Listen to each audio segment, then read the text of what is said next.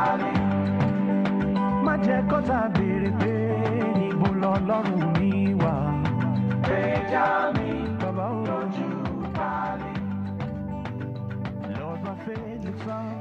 back. President Muhammadu Buhari was elected into office on the platform of the APC, defeating incumbent Goodluck Jonathan in 2015. He was sworn in on May 29th, and in his inaugural speech, he stated that his administration would focus on the economy, fight against corruption, and provide security. He said those were going to be the focus of his administration. Now, he spoke to us on the 29th, and what he said has been analyzed, turned upside down, inside out since Tuesday. So we're going to add our own 2 bits to what has been said about his speech and his performance. Joining us today in the studio in Lagos, we have 2 legal practitioners. One we haven't seen in a long time, Mr. Babatunde Ogala. It's my pleasure. Good morning. Thank you for joining us. Thank you very much. And our friend, Mr. Chima Naji, who seems to speak in parables all the time. And joining us from Abuja, we have a policy analyst, Mr. Aniekan Etok. Good morning to you. Thank you. Good morning. Thanks for having me.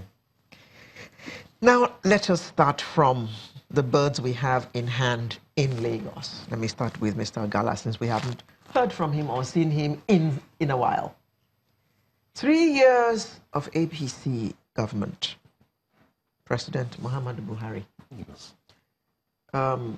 In my intro, I mentioned what sectors he said that their main economy, focus were going to be on. Security. Right. To your mind, how well has this government done, specifically in those areas that he stressed? For me, I would say he's done creditably well. And I would readily give a pass mark. And why do I say that? I will take it one after the other. Pass mark as in between 50 and 60? No. Creditably well. Okay. Creditably. Pass is from 50 to 100. Yes, so I'm saying 70 So then. excellent, very good, you can now, but pass. In fact, I think in some cases it's even 40 and above. But I would say creditably well, and I will give him between a 2.2 and a 2.1 if I have to classify by degrees. Why? Yes, and that's why I said I will say, and I will say why. And I will take the sectors one after the other. Okay. And I'll start with security.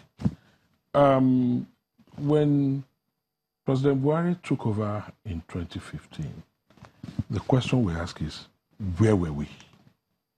He had taken over a fragmented country. A country where 14 local governments, the size of the nation of Lebanon, was under full control of some insurgent groups. Full control. I'm not talking about suicide bombers or attack on soft targets. We are talking about lost territory, if you could say that. Yeah. Similar to what you have in Libya, Syria, on the ISIS. And he made that firm promise that he was going to recover. And indeed, the government recovered the lost territory. Okay. With economy. We've got to manage our time, Mr. Ogala. You understand how these things work. Then on the economy, the question again I ask, what economy did the government inherit? Like the then finance minister recently said, Mrs. Ngozi Okonjo-Iweala, it was an economy that was ready for recession. In other words, that they had planted and nurtured the country to go into recession. And it was just a matter of time for it to actually get into that recession. It was an economy that was not productive. The power sector that ought to drive the economy was practically comatose, critical it's infrastructure. Not comatose anymore. I don't know, you hear me out. It's no longer, well, that was practically comatose. It's not being brought out of that corner. Generating capacity of how many did we have? Inherited to 2,500 or thereabouts megawatts. And he has today taken it to 7,000. Give it. Which we in don't 3 see. years. Well, which you may not see all over. Okay, because, fight against corruption. Optimally, what the country needs is in the region of maybe 40-50, in my opinion. Okay, so we'll still come back to some of those issues. So those are the critical sectors of the economy. So there was an economy in recession that within a year, Mr. Ogala, fight against corruption. Fight against corruption. Again, we had a country where impunity reigned, where people just do as they wish, and there were no consequences. In a fight against corruption, more often than not, people talk about how many convictions and what have you.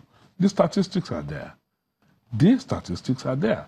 Oh, he's shielding some because they're in APC and what have you. Why have you not done? I mean, there are backlogs that he also inherited. You're talking you're talking like you're in the APC. I am in the APC, but I want you to see Mr. Naji. Look, let us use statistics. I'm not going to be sentimental. Yeah. I chose to be introduced as a legal practitioner so we can go objective and use facts and figures on ground. Okay. Mr. Naji, what are your thoughts? Well, you see, somebody can labor from evening till morning, scratching you. But if he does not scratch you where it itches, in vain. Does he scratch? Exactly.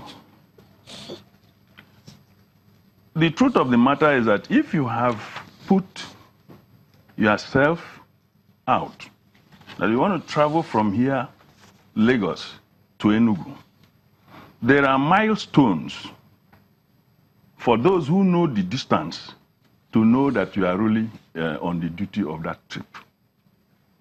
If I call you at a point, you say at Shagamu, okay, I know you are not going to Ibadan. I call you again, you say at Benin. Then it's a matter of time before you hit Asaba. I call you again, you say I'm just approaching Asaba. Then I will be hoping that very soon you'll be in Onitsha. These are milestones.